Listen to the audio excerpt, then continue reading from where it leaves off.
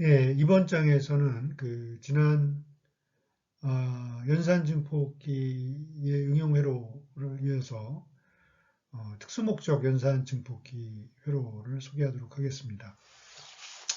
뭐 특수목적이라 그래가지고 뭐 유별난 건 아니고요. 뭐 하여튼 어떻게 보면 전장의 그 연장 선상에서 여러분들이 생각하면 될 것 같아요. 여러 가지 다양한 형태의 연산 증폭기 응용 회로가 소개되고 있습니다.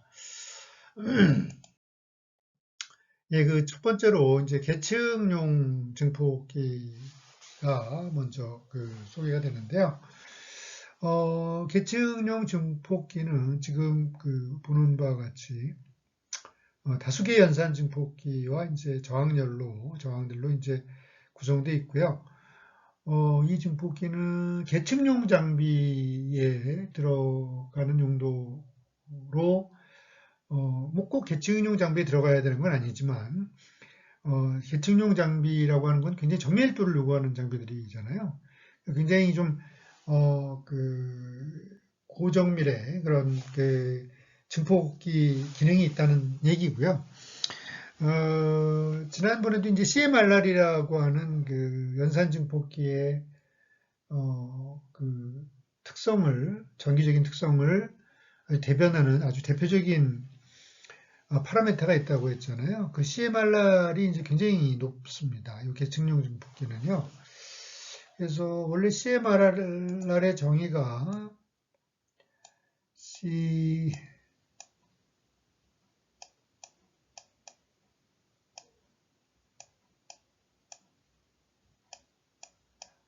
정의가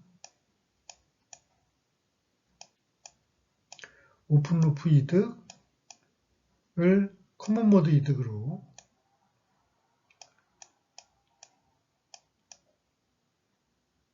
그죠? 이렇게 나누어주는 형태로 이제 CMRR이 정의가 되는데 여기서 AECM이 이제 거의 0에 수렴하는 값으로 만들어줌으로 해가지고 CMRR의 크기를 획기적으로 개선하는 형태의 증폭기라고 생각을 하면 될 것 같아요. 그래서 굉장히 아까도 말했지만 고정밀의 계층용 장비 등에도 우리가 적용할 수 있다 해서 우리가 계층용 증폭기라고 이렇게 이름을 지었고요. 요 이제 지금 이 그림에서 보면 이렇게 검은색 테두리가 있잖아요. 이렇게요. 그죠? 이렇게.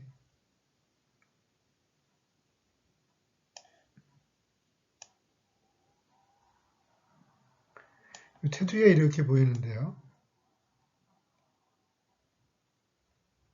이게 이제 하나의 IC를 나타냅니다. IC, 계층용 증폭기 하나의 IC 형태로 만들어져 있는 계층용 증폭기를 나타내고요.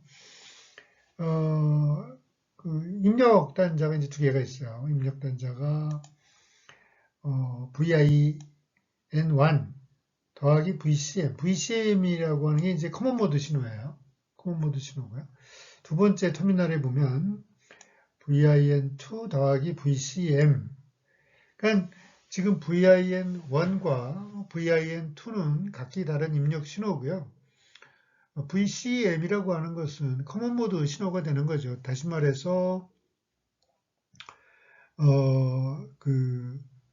이 계층용 증폭기에 들어가는 두 개의 터미널로 들어가는 어떤 신호가 있는데 그 신호가 터미널 1로 들어가는 것과 2로 들어가는 신호뿐만 아니라 컴모드 신호, 즉 다시 말해서 터미널 1, 2에 공통적으로 들어있는 어떤 신호가 있다는 거죠.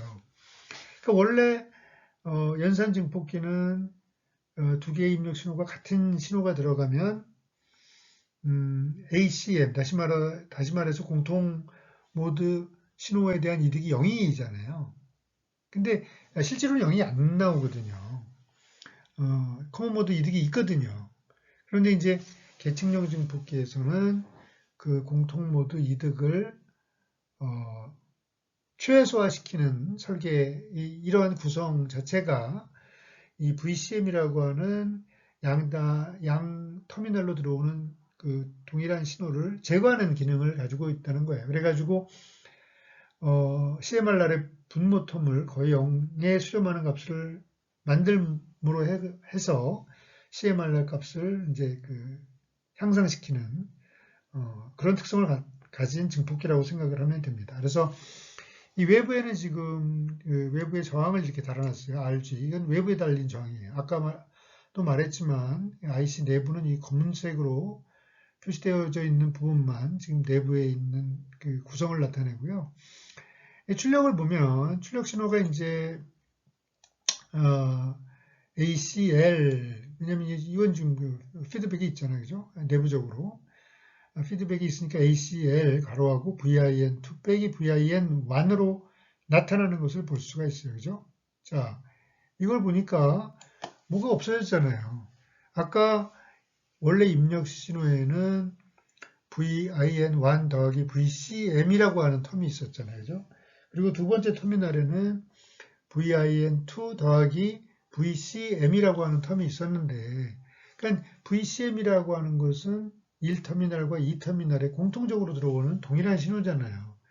출력단에는 그것이 없잖아요. 그죠? 완전히 제거돼 가지고 출력단에 신호가 나타나는 것을 볼 수가 있습니다. 그러니까 이런 신호, 이런 식으로 해서 커먼 모드 신호가 이제 제거된다는 거죠. 자, 그럼 이걸 한번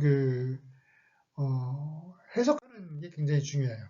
네? 이 계층용 증폭기는 그 기능이 이제 CMRR을 키우기 위한 목적으로 만들어진 것이다. 라는 그런 의미도 중요하지만요. 이 계층용 증폭기의 이 구성을 해석하기 위해서는 굉장히 많은 여러 가지 지식을 기반으로 해야 됩니다. 뭐 중첩의 원리라든지 또 아까 연산증폭기 두 가지 큰 특징이 있잖아요. 그죠? 그 연산증폭기 두 단 쪽으로는 전류가 흐르지 않는다. 그리고 전위차가 0이다. 그 두 가지는 반드시 여러분들이 기억하고 있어야 된다고 했잖아요. 그죠? 자, 그래서 여러 가지 그런 연산증폭기를 해석하는 데 필요한 여러 가지 특성들을 이해해야만 이 회로를 해석하는 게 가능합니다. 그래서 여러분들이 꼭 다른 연산 증폭기 해석을 위해서라도 이 해석 부분에 대해서는 꼭 여러분들이 짚고 넘어가는 필요가 있습니다. 그래서 자, 먼저 중첩의 원리가 이제 적용이 됩니다. 이 해석을 하는 데 있어서요. 중첩의 원리라는 건 이런 거잖아요. 복수계 입력 신호가 들어갈 때 물론 선형회로여야 가능합니다. 선형회로. 선형회로의 경우에 복수계의 입력이 들어간 출력 결과는 각각의 입력의 출력 결과에 대한 합과 같다. 뭐 그게 중첩의 원리란 말이에요. 그죠? 그러니까 기본적으로 이 회로는 선형회로는 맞아요. 그러니까 이제 중첩의 원리가 적용되는 거잖아요. 근데 지금 입력 신호가 두 개 있잖아요. 두 개, 그죠? 이 두 개가 있단 말이에요. 그러니까 중첩의 원리에 의해서 하나는 신호가 들어가지 않는다고 가정을 하고 하나의 입력에 대해서만 출력을 유추하고 그 다음에 이제 각각의 이 다음에는 두 번째 입력 신호가 들어간다고 가정을 하고 첫 번째 입력 신호는 이제 잠정적으로 들어가지 않는다고 가정해서 이제 접지를 시키고 그래야지 그 두 개의 결과를 합치면 되는 거란 말이죠. 자, 그렇게 이제 이 결과를 구하게 되는데, 최종적인 결과를 한꺼번에 구하기에 앞서서 먼저 이제 중간 단계가 있어요. VIN, Vout1, 여기 보면 Vout2가 있죠. 그죠? 네. 그래서 먼저 Vout1과 Vout2를 먼저 구한 다음에, 그 다음에 이제 Vout, 전단에서 구했던 Vout1과 Vout2의 결과로부터 이제 요 결과를 또 유추해내는 거죠. 그때도 역시 중첩의 원리가 적용이 돼야 됩니다. 왜냐하면 신호가 두 개잖아요, 그죠? 자, 그래서 먼저 Vout1을 한번 Vout1을 구한다고 치면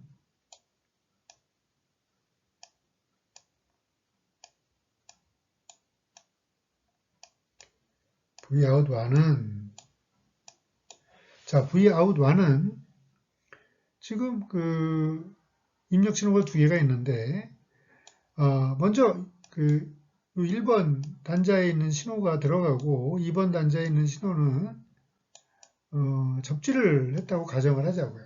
네? 접지. 여기 이제 접지를 시켰어요. 이렇게.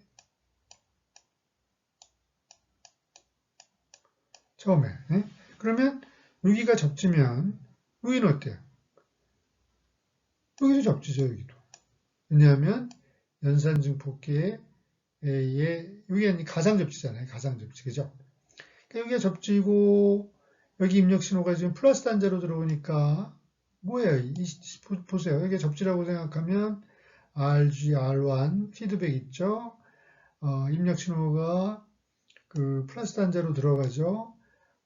부기환되는 이 신호가 마이너스 단자로 들어가잖아요. 부기환이니까 마이너스겠지만. 자, 그러면 A1의 출력 Vout1에 대해서 이 입력이 들어가는 것에 대한 식을 우리가 이렇게 정의할 수가 있단 말이에요. 어떻게? 1 플러스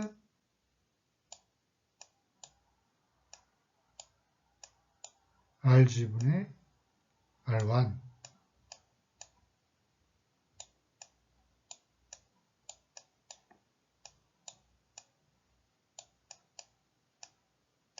괄호하고 VIN1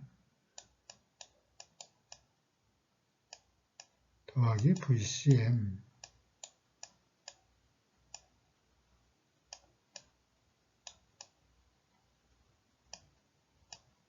이렇게 적을 수 있겠죠. 그죠? 요 입력, 요 입력만 들어갔다고 가정했을 때. 그죠? 자, 다음에는 반대로 이제 요 입력 신호를 중첩의 원리를 적용하기 위해서 요 입력을 접지를 하고 자, 요 신호를 집어넣었다고 치자고요. 이 신호를. 네? 두 번째는. 자, 그러면 이 신호가 들어간다는, 여기 일로 들어간다는 얘기는 이 신호가 뭐 전위자가 없다고 했으니까 이 신호가 여기 들어가는 것하고 똑같잖아요. 그래서 저항을 거쳐서 마이너스 단자로 들어가네요. 마이너스 단자로 들어가고 역시 R1에 의해서 부기환되고 있어요. 아까 그 요 단자는 접지를 놓자 그랬잖아요. 그럼 무슨 에러예요, 이게? 반전 에러죠, 반전. 반전 증폭기잖아요. 그러면 어떻게 쓸 수 있어요? 반전이니까 마이너스라는 부호를 반드시 써야 되겠고요. 마이너스 RG, R1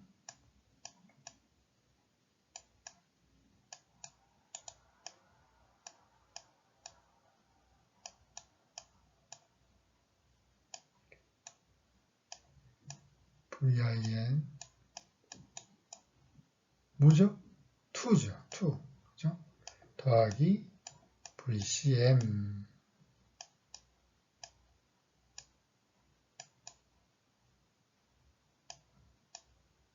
이렇게 적을 수 있다는 겁니다. 그죠? 이렇게 적을 수 있다는 거예요. Vout2도 마찬가지죠. Vout2도 지금 Vout1을 구했잖아요. 그럼 Vout2는 어떻게 구하느냐? 역시 마찬가지로 첫 번째 1번 터미널의 입력을 들어간다고 가정을 하고 2번 터미널은 접지시키고 그죠? 그것이 계산되면 다시 1번 터미널을 접지시키고 2번 터미널에 입력이 들어간다고 치고 그죠? 그런 식으로 우리가 Vout2도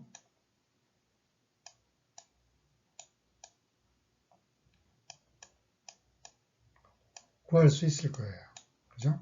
그럼 Vout2를 한번 구해보면 먼저 1번 터미널에 입력 신호가 들어갔다고 생각을 하면 이 신호가 들어와서 이렇게 가는 게 마이너스 단자로 들어오잖아요. 플러스 단자는 접지되어 있잖아요. 그럼 이게 뭐예요? 반전 증폭기죠. 그죠? 그러니까 마이너스 RG, R2, RG분의 R2.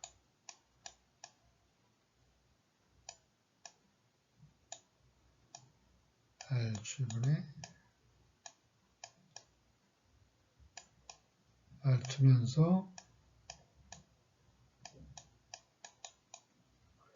VIN 1 더하기 VCM 이렇게 된단 말이에요.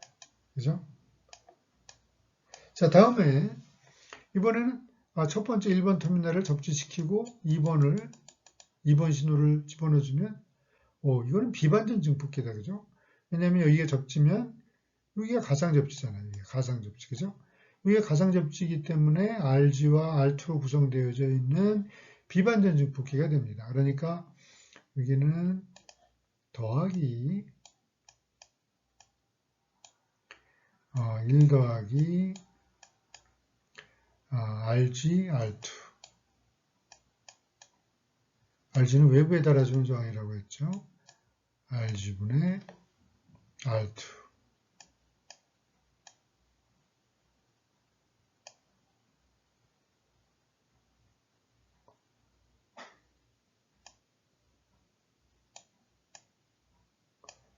예,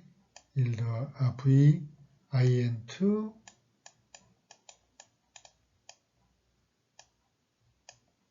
더하기 VCM.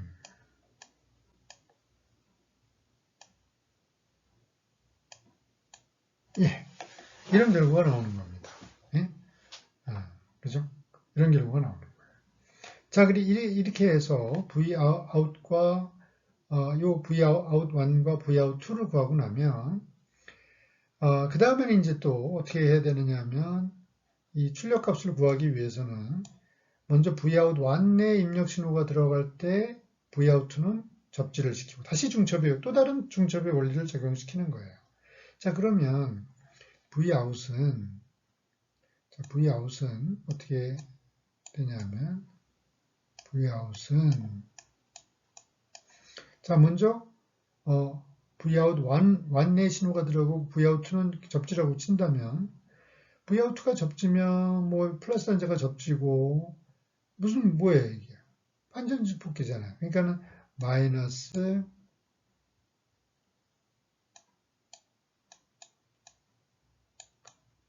R3, R5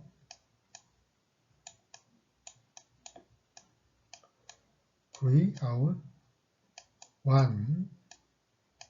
더하기 이번에는 자 Vout2가 들어간다고 했을 때 이 Vout1 단자를 접지시키고 이 신호가 들어간다고 가정을 하면 뭐예요?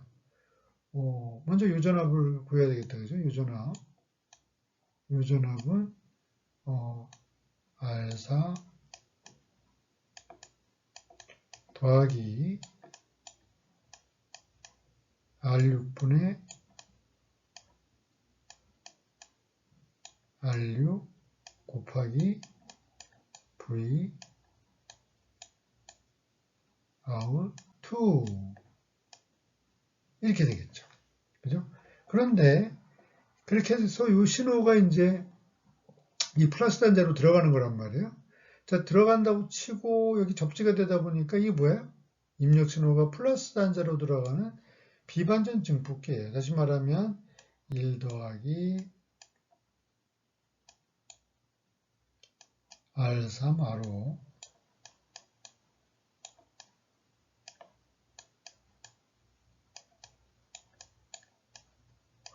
R3, R5에 요게 들어가야 될 거 아니에요. 요게요. 그죠? 그러니까 R4 더하기 R6 분의 R6 곱하기 V out 2 이렇게 되는 거예요. 그죠? 그러니까 이제 V out이 나왔어요. 그죠? V out이 나오고 이제 요 out 1이 여기로 들어가고 out 2가 여기로 들어가면 되는 거죠. 그죠? 이렇게 하면 되는 겁니다. 자, 그래서 지금 정리해 놓은 식이에요. 깨끗하게 타입프를 쳐 정리를 해 놓은 식이고 자, Vout2 빼기 Vout1이 이제 Vout이잖아요. 그죠? 이게 Vout이에요. 그죠? 빠졌네요. Vout. 이렇게 될 거란 말이죠. 자, 그래서 만약에 R1, R2부터 R6까지를 우리가 모두 R이라고, 같은 저항이라고 가정을 하자는 거죠. 이 같은 저항이 돼버리면 이 지금 Vout은 Vout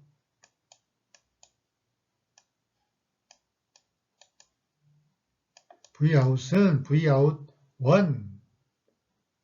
틀렸네. Vout 2 빼기 Vout 아닌데.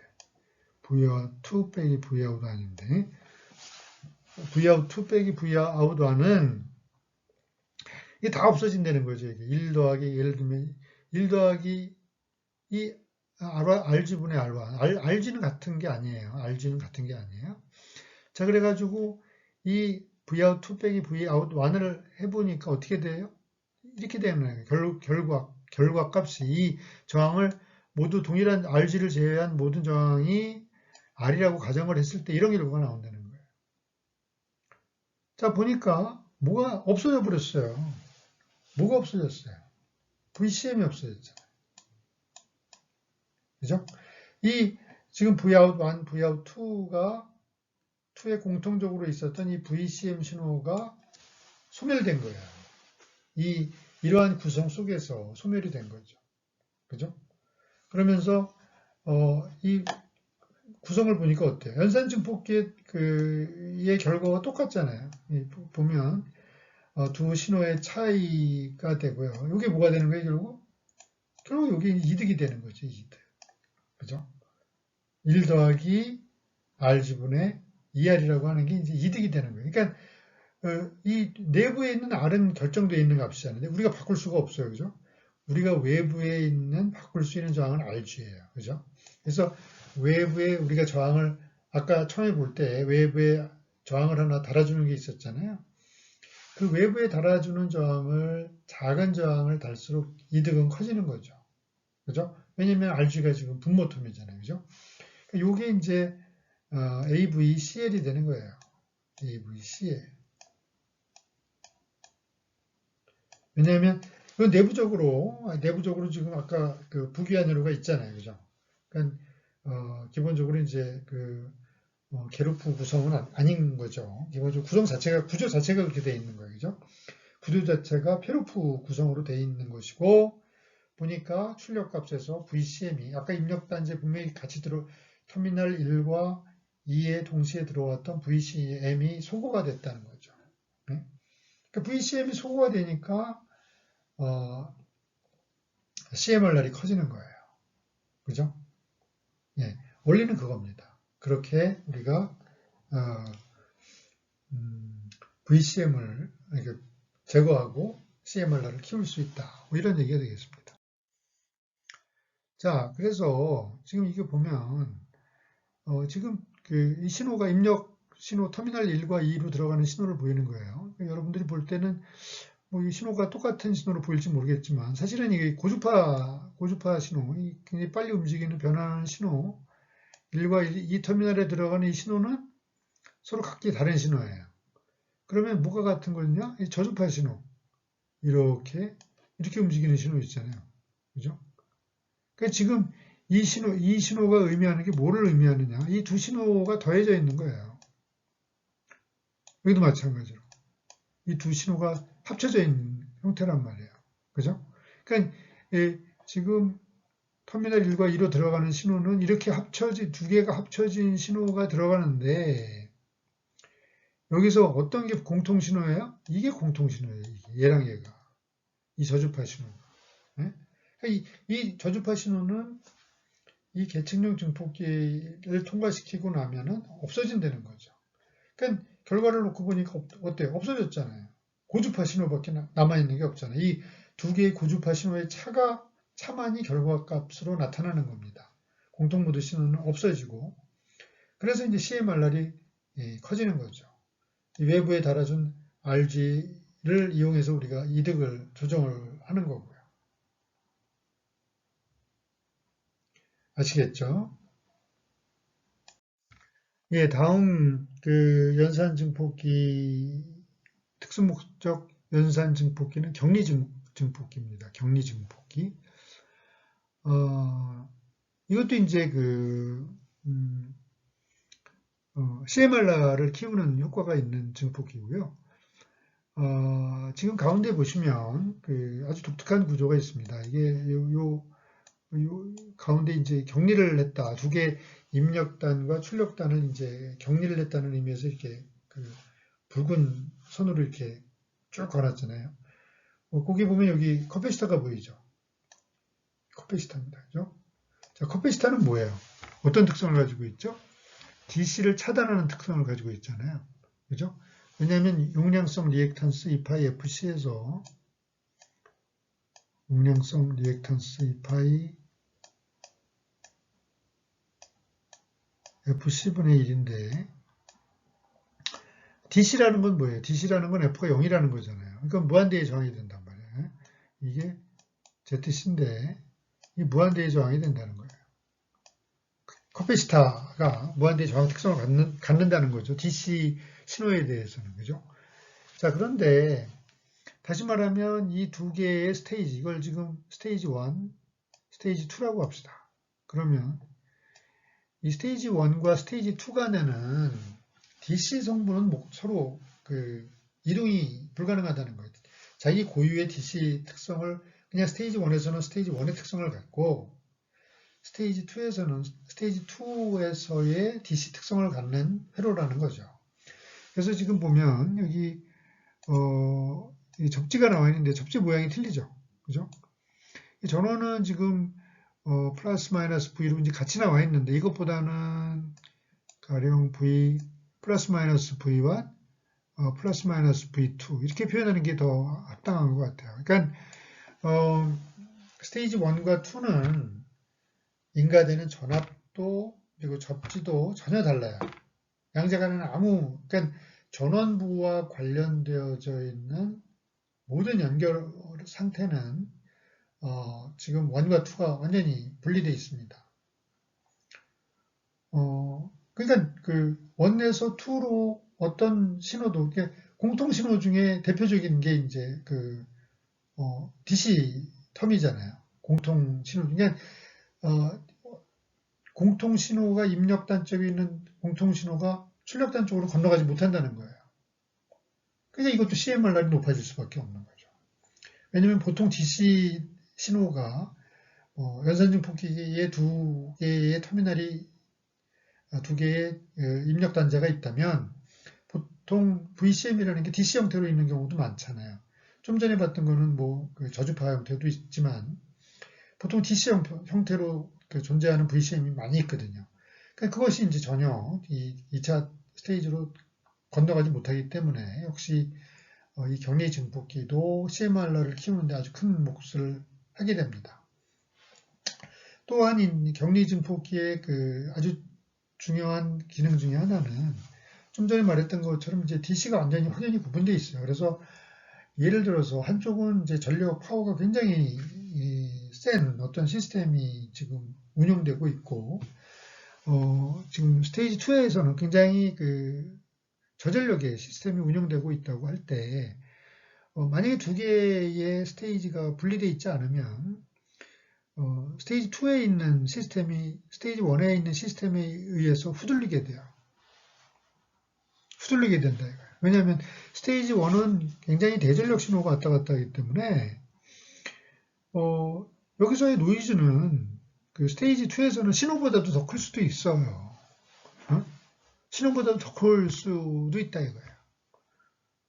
그러니까 이렇게 전력상의 큰 차이가 있는 어떤 두 개의 스테이지를 이렇게 공동으로 운영해야 되는 경우가 있다면 이 격리 증폭기를 이용해 가지고 그런 것을 미리 이제 차단을 하겠다는 거죠. 그런 문제를. 자, 그러면 어떻게 차단을 하느냐? 자, 보내려고 하는 건 신호잖아요. 이런 신호란 말이에요. DC는 당연히 이제 이걸로 막혀 있어요. DC는 절대로 타고 갈 수가 없어요. 스테이지 1과 스테이지 2 사이에. 근데 그뿐만이 아니라 만약에 인가되는 신호가 저주파라고 한번 가정을 해보자고요. 저주파요. 그러면 저주파 신호는 아까 용량성 리액턴스가 2파이 FC다 보니까 F가 0이 아니더라도 굉장히 큰 저항일 수가 있어요. 즉 이 신호가 이 큰 저항을 통과를 할 수 있겠느냐 이거죠.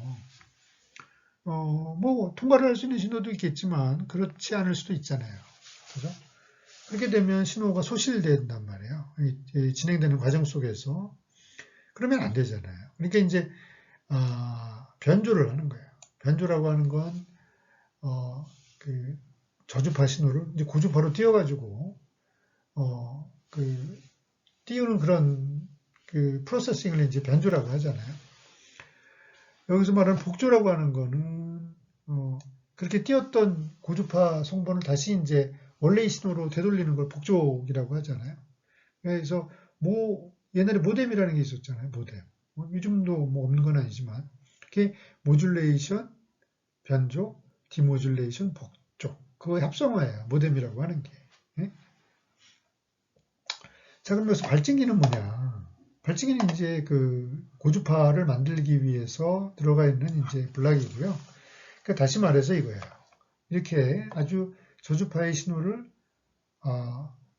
아주 고주파의 신호로 띄워가지고 이 변조기를 통해서 고주파 신호를 변조시킴으로 해서 이 스테이지 1에 있는 신호가 스테이지 2로 원활하게 통과되도록 해주는 그런 기능 블럭이라고 생각을 하면 돼요. 변조기라는 게요.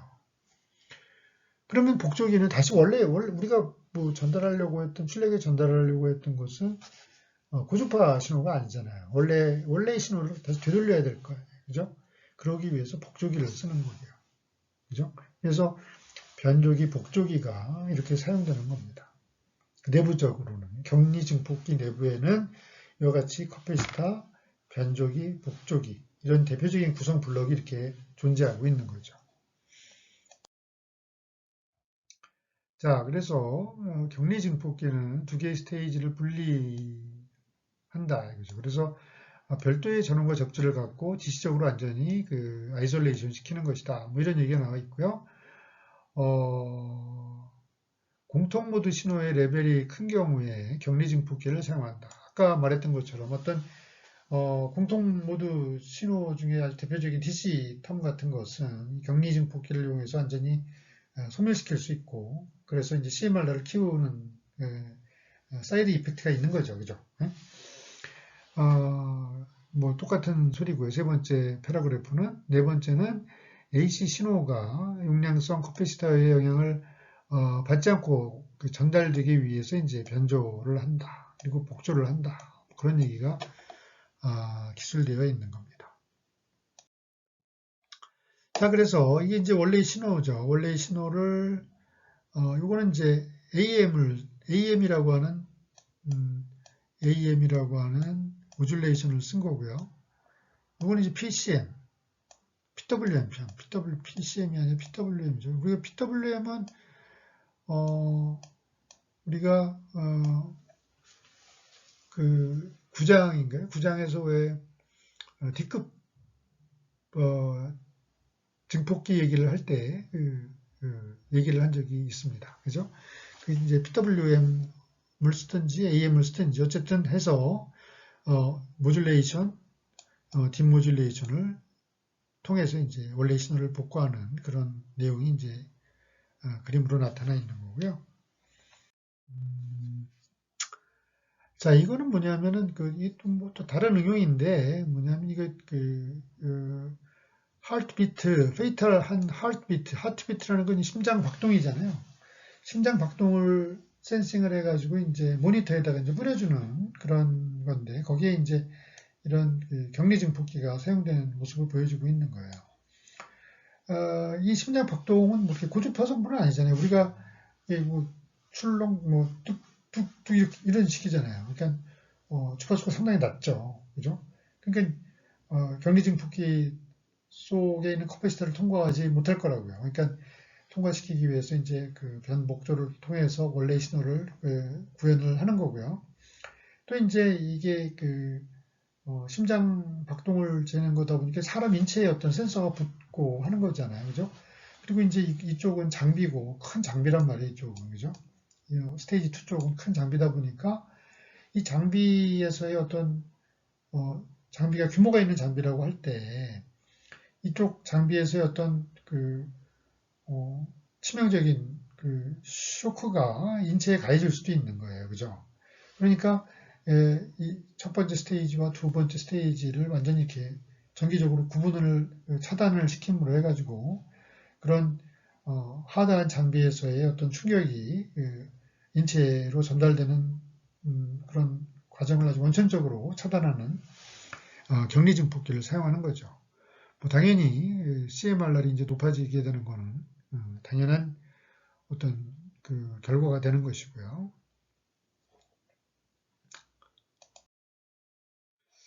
예, 거기까지가 이제 그 두 번째의 연산 증폭기의 응용 사례가 되겠습니다. 세 번째 연산 증폭기의 응용은 OTA라는 거예요. OTA. OTA에서의 O는 operational. operational이라는 거는 연산 증폭기가 operational amplifier예요. 그러니까 operational amplifier는 똑같은데 중간에 뭐 하나 더 있잖아요. transconductance라는 말이 있어요. transconductance라는 말은 우리가 FET의 소신호 해석을 할 때 이미 공부를 했습니다. 뭐였죠? conductance가 뭐예요? 정의가. conductance는 I분의 V가 conductance잖아요. 그죠? 근데 trans라는 거는 어디에서 어디로 이런 의미가 있단 말이에요. 이게 전압은 VIN이고 전류는 출력에 있는, 즉 전압은 입력 전압 분의 출력 전류. 이게 트랜스컨덕턴스예요. 이 트랜스컨덕턴스 증폭기라 이거예요. 그러니까 이 트랜스컨덕턴스 증폭기는요. 입력은 전압으로 이렇게 인가가 되고 출력은 I바이어스라는 이런 전류 형태로 출력이 규정이 됩니다. I바이어스. 알겠죠? 자, 그래서 OTA에서는 GM이 어떻게 정의되느냐? GM은 KI 바이어스라고 정의가 된다. 자, 여기서 이 그래프를 보시면 X축이 전류예요. 그죠? 전류고 Y축이 GM이에요. 그죠? GM. 그러니까 X축이 GM, Y축이 GM이고 X축이 전류 I 바이어스가 되는 거고요. 이 K라고 하는 것은 이 파란색으로 표시된 이 기울기, 이 기울기가 이제 K라는 비례 상수가 되는 거죠. 그죠? 그리고요, 상수 K는 내부 회로 설계에 의해서 결정되는, 이것은,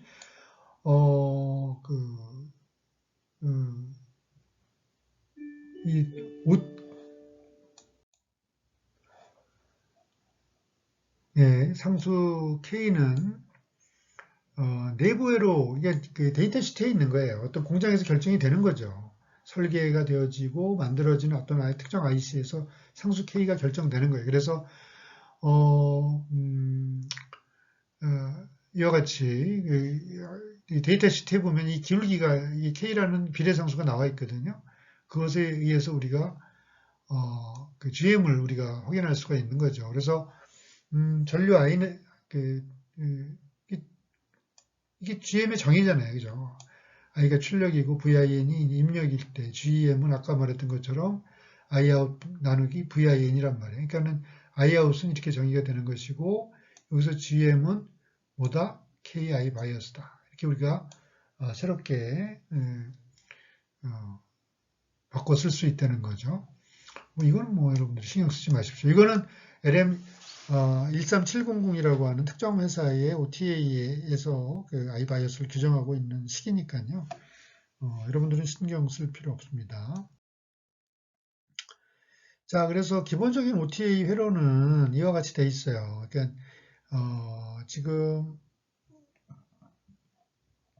이 회로를 보면 Vout은 이 Vout 여기 있잖아요. Vout은 결국 뭐예요? 이 RL이 부하잖아요. RL에다가 어떤 Iout이 나가느냐 이거잖아요. 그러니까 Vout은 Iout RL이에요. 그죠?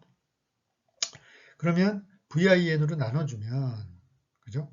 VIN으로 좌우변을 나눠주면 VIN분의 Vout이 뭐예요? AV잖아요. AV. 이득이죠. 그죠?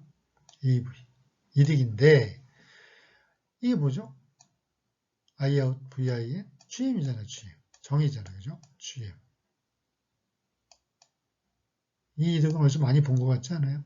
펫에서 소신호 이득이잖아요. GMRL. 그죠? AV는 GMRL이에요. 결국은 그러니까 뭐와 같은 거예요? 결국은 그 일반 증폭기 회로의 이득 구하는 방법과 같아요.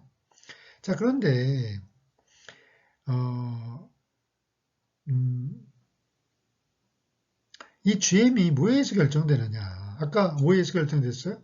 GM은 KI 바이어스에 의해서 결정됐잖아요. KI 바이어스. KI 바이어스에 의해서 GM이 결정되는데, 그런데 이 GM을 결정하는 I 바이어스를 변화시킬 수 있는 것이 무엇이냐? 두 가지가 있어요. 인가되는 전압과 R 바이어스라고 하는 두 개의 요소. 다시 말하면 이 그림에서는 이것이나 이 전압이나 이 저항 둘 중에 하나에 의해서 우리가 I 바이어스를 변화시킬 수 있다는 거예요. 다시 말하면 플러스 이 인가되는 전압 V를 크게 할수록 I 바이어스는 커지겠죠. 마찬가지로 R 바이어스를 어떻게 해요? 줄일수록 I 바이어스는 커지겠죠. 예. 그래서 이 V나 R 바이어스를 가지고 우리가 I 바이어스를 제어할 수 있고, 이러한 제어를 통해서 결국 I 바이어스를 제어하면 뭐를 바꿀 수 있는 거예요? GM을 바꿀 수 있는 거예요. 즉, 다시 말하면 GM을 바꾼다는 것은 이득을 바꾼다는 거잖아요.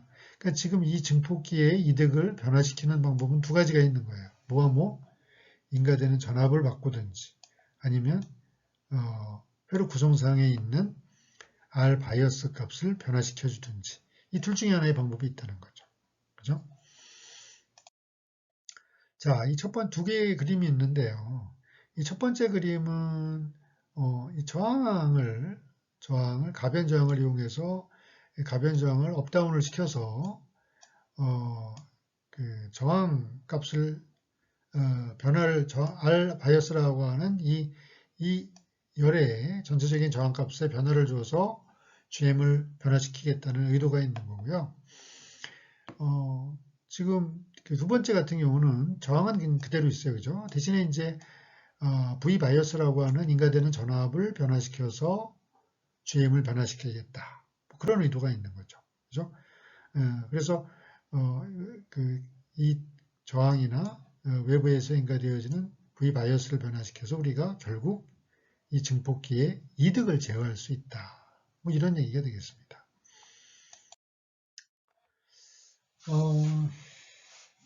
자, 그래서 지금 이게 지금 AM을 만드는 회로거든요. AM, Amplitude Modulation. 그죠? 여러분들 통신을 배우는 학생들은 다 알 거예요.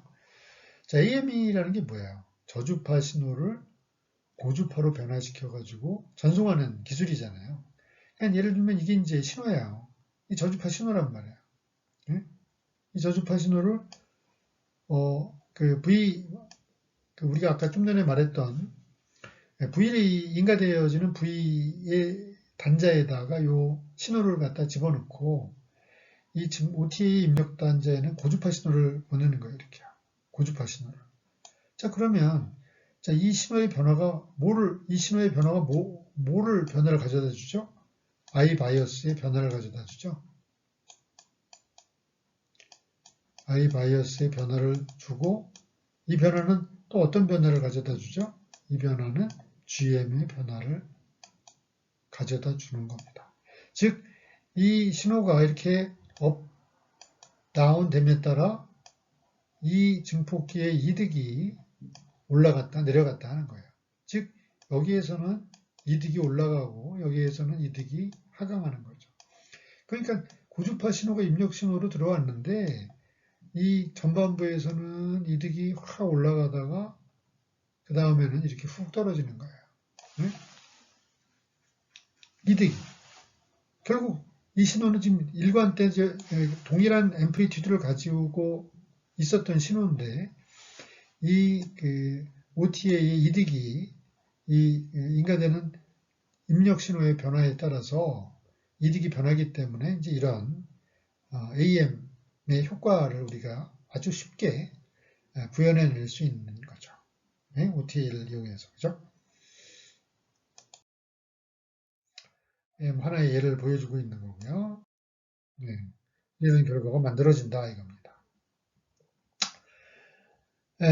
뭐 하여튼 오늘은 오늘 수업은 이것으로 종료하도록 하겠습니다. 수고하셨습니다.